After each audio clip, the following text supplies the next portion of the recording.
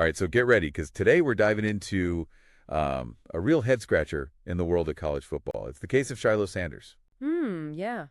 This guy on paper, looking at his stats, looks like a solid NFL prospect, a safety.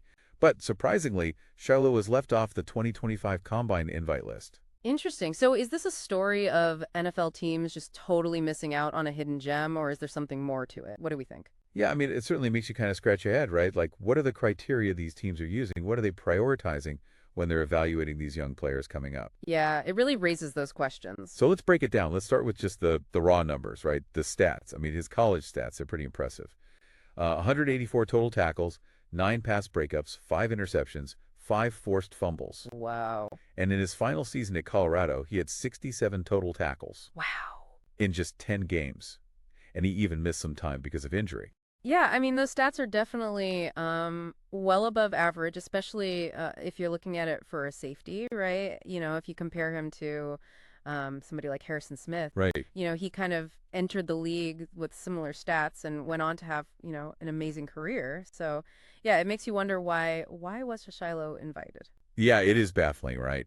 But of course, it's not just about those raw numbers. Of course not, right? There's always got to be more to it. Always more to the story. So, two safeties that did get invited were Nick Emenwari from South Carolina, who's a top prospect, Right? and Abdul Carter from Penn State, who's listed as an edge rusher, Okay. but also plays safety, so he's like a pretty versatile player. Interesting. So, yeah, I mean, that might have given him an edge, that versatility. Yeah, that versatility is a big deal in the NFL, right? You got to be able to do multiple things. For sure. So, okay, while we can't definitively say that Shiloh's stats are superior to other guys, Right. they're definitely competitive. Absolutely. So, what else is at play here? Well, one factor could be Shiloh's injury history. Okay. He had a broken forearm and shoulder surgery. So, I mean, that might make some teams a little hesitant. Yeah, durability is a huge concern, right? Especially with how physical the NFL is. Absolutely. Yeah. These teams are investing millions of dollars, so they want to feel pretty confident that a player's going to be able to stay on the field and, not get injured constantly. Right, exactly. So, okay, and then there's the age factor. He's 25, so that makes him a little bit older than most of these guys coming out, these prospects. He's played 6 seasons in college. So, do you think that raises a red flag for some of these teams? Because they're thinking about younger players who have more room to develop. Yeah, it's possible that some teams might view an older player as having, less potential for growth. Right. Even though, there's a ton of examples of players who peak later in their careers. It's not always about how young you are. Yeah, that's a really good point. And speaking of factors that are hard to really put your finger on, what about the Deion factor? Ooh, interesting. So, his father, Deion Sanders, is an NFL legend. Absolutely. Huge name. So how do you think that legacy, how does that impact Shilo? Does it help him? Does it hurt him? Well, that's the million-dollar question, isn't it? Yeah. I mean, on one hand, you'd think having an NFL Hall of Famer as your father, a mentor, that'd be an advantage. But there's also the pressure, right? Oh, yeah. Living up to that name, just those constant comparisons. Being in that shadow. Yeah. It's a very unique situation for scouts, too, I think, right?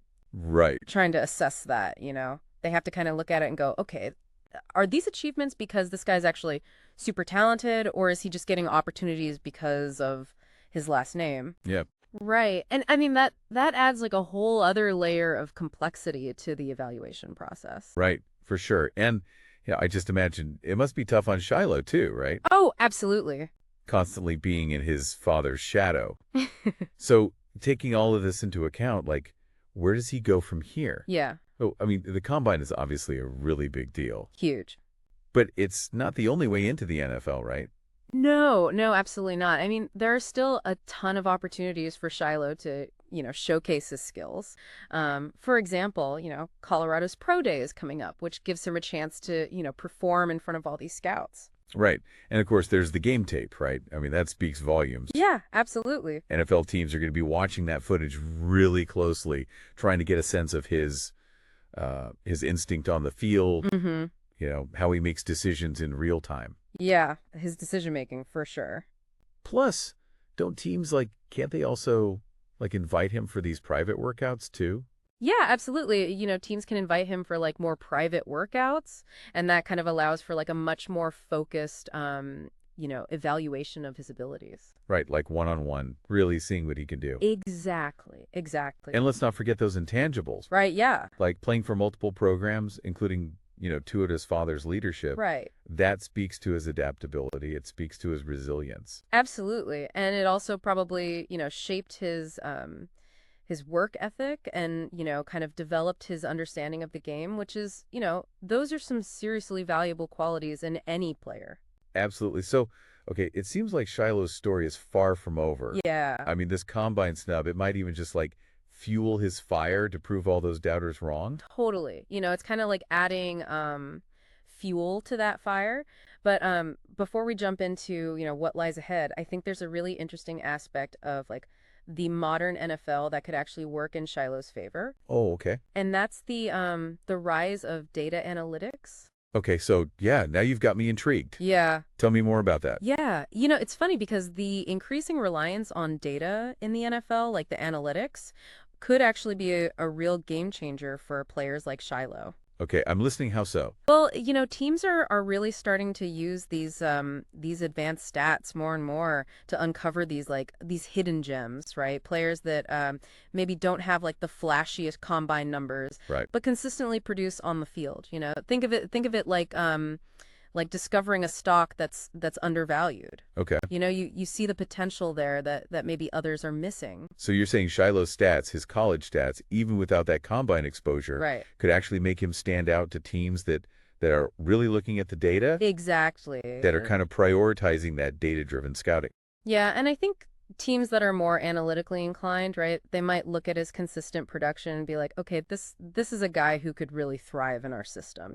They're not just looking at 40 times anymore. They're looking at the whole picture. That's a really interesting point. So it almost seems like, in a way, this combine snub Yeah.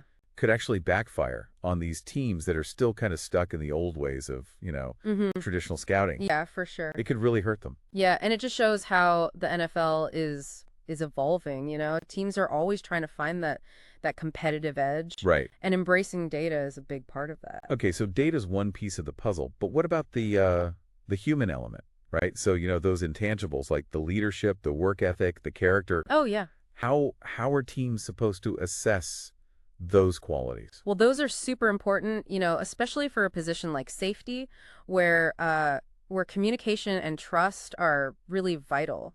I mean, a safety is essentially like the quarterback of the defense, Right. making adjustments, directing traffic back there. And so with that in mind, Shiloh's experience playing under his father Right. at both Jackson State and Colorado, I mean, that could be a real asset. Absolutely. I mean, he's been exposed to a very high level of coaching, and competition, which probably instilled a really strong work ethic in him. Right. Plus, he's had to adapt to different defensive schemes and playbooks, which, shows his football IQ. Yeah, and we saw some of those leadership qualities kind of emerging at Colorado. Yeah. Like he was vocal on the field. Yeah. And he was making those key adjustments in the secondary. Exactly. And it's those intangible qualities that can take a good player and make them a great player.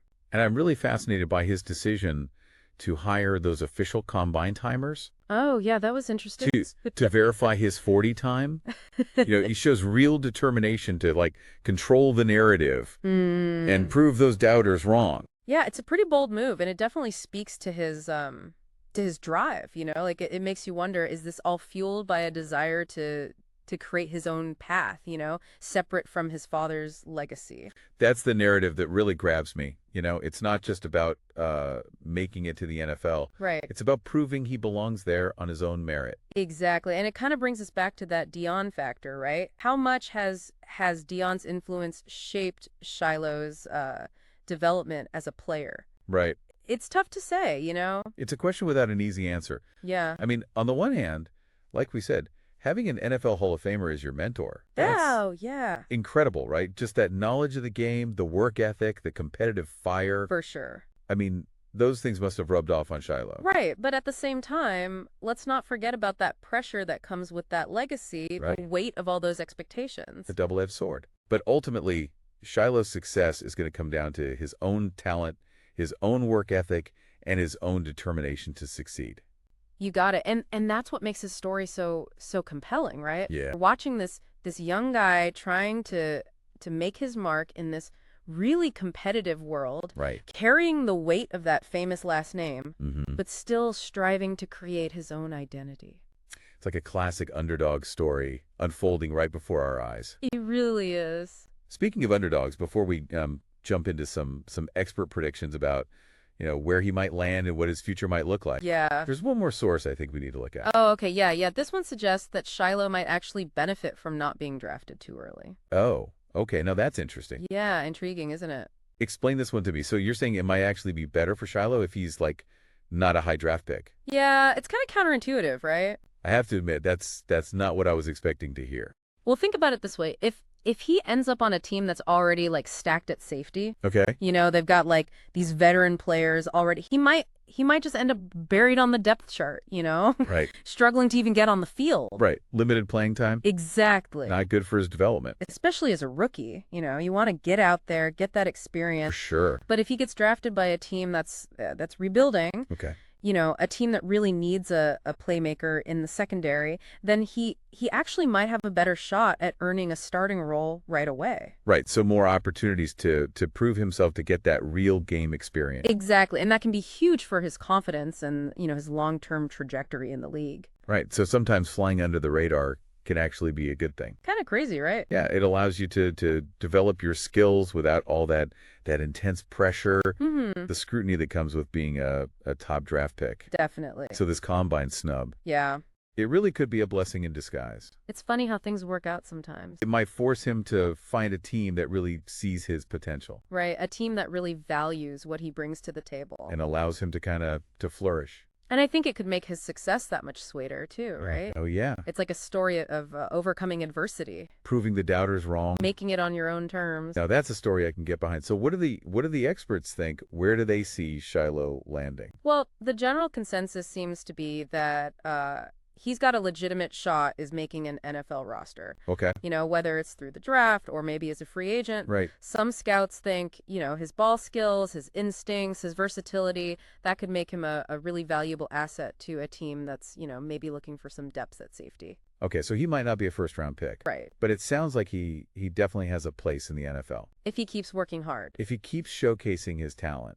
Exactly. And remember, some of the greatest NFL players of all time, they were late round picks or even undrafted. Yeah, right. Think about Tom Brady, Oh, yeah? drafted in the 6th round, right? Yeah, So the path to success, it isn't always a straight line. that's a great point. It's a good reminder that talent can come from anywhere. And what's really fascinating about Shiloh's story is that it goes beyond just, the football aspect. Right. We're watching this young guy navigate, the complexities of legacy, the A expectations, human story. the pressure to forge his own path, A story that resonates, I think, on multiple levels. definitely. It's about resilience. It's about determination. That pursuit of a dream. Even when you're facing setbacks and doubts and, You got it.